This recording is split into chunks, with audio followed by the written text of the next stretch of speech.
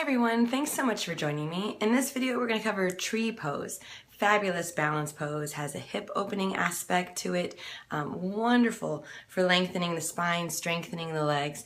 I'm going to show it with a wall, so if you can have access to a wall you might get a little extra benefit out of it just actually for the lifted knee hip opening, okay? So let's go ahead and head back to the mat. I'm going to be showing it in this corner over here so that I have access to it and you can still see me. But just like in everything, we start in mountain pose, okay, organizing the feet so that the center lines of the feet are parallel to each other, toes mostly pointing forward. Soften the knees and just get a sense of how you're distributing your weight, trying to line up your ankles, knees, hips, especially when we get into balance poses.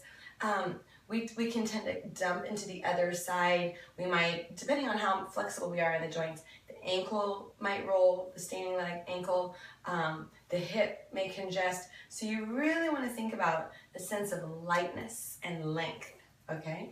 So here with the wall, I'm just going to get close enough, okay? And we kind of take this in 3 levels, all right? So you just choose, all right, which leg. I'm of course doing this one here, and you can keep your foot on the ground.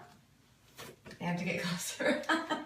Okay, so I'm turning the foot out and I just want to connect the knee in such a way that I have some reference. I don't want to press so hard into the wall that I'm going to bruise myself. Okay, so just finding that length and space, okay, and starting to feel maybe that you're opening up the hip, okay, and then release it, shake it out, okay, and now we're going to take the leg so that it's below the knee height, the standing knee. Here you can choose, especially if you're prone to locking your knees, you might choose to bend your standing leg, okay? So those center lines, and then we open up this one, okay? Stacking hip, knee, ankle. I want to make sure I'm not leaning into the hip. I'm not letting the ankle roll, okay? And I'm just going to bring my foot here to the inner calf area and still connect to my knee. You'll have to play with this a little bit, okay, to make sure you can stay connected to the wall and not annoy either hip, okay? All right, so you might bend again, that standing leg, really engaging, lengthening, finding that space and referencing the wall just enough to feel that your glutes engage with a sense of inspiring length in the spine. This standing leg will definitely be working, especially since this knee is at the wall. You might be more aware of the muscular energy here. I'm gonna go ahead and let the knee come forward, shake it out. And I just happen to be doing this leg over and over again because I'm not sure you can see me very well in any other way. All right, so if you have the flexibility, you can bring your foot to your inner thigh, okay? You don't want to put your foot on around your knee joint because the foot and the leg are partners, and you're going to put, you're going to press into your standing leg, and your standing leg's going to press into your foot. So you want to make sure that you don't annoy the joint, okay?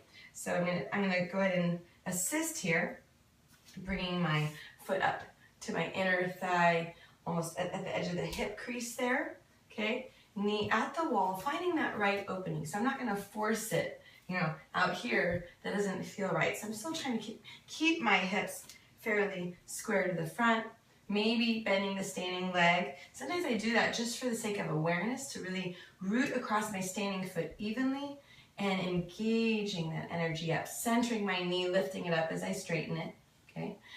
Lifting up out of my hips, creating length here in the spine, pressing my knee into the wall, just for reference, to get more space in the hip joint. You might bring your hands to your heart, maybe overhead, just enhancing your length.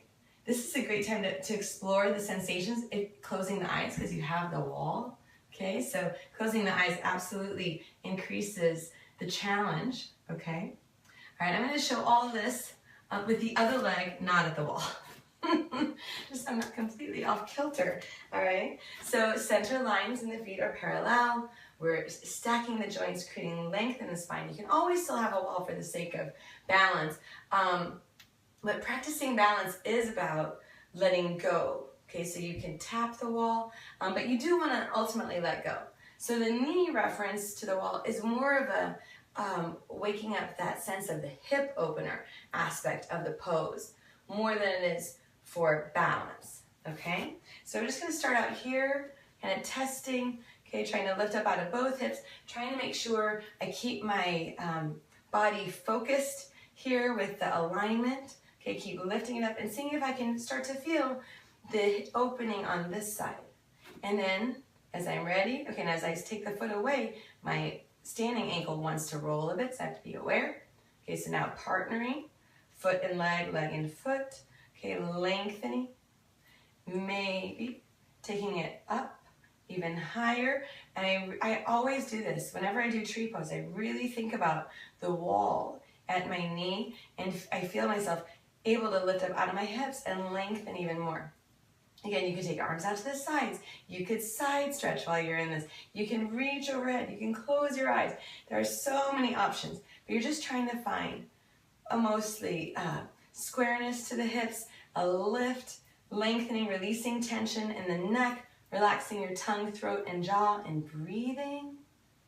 And then, carefully, releasing, shaking it out. A fabulous pose. I love this pose. It's one of my first poses that I did early in my practice, and I still love it.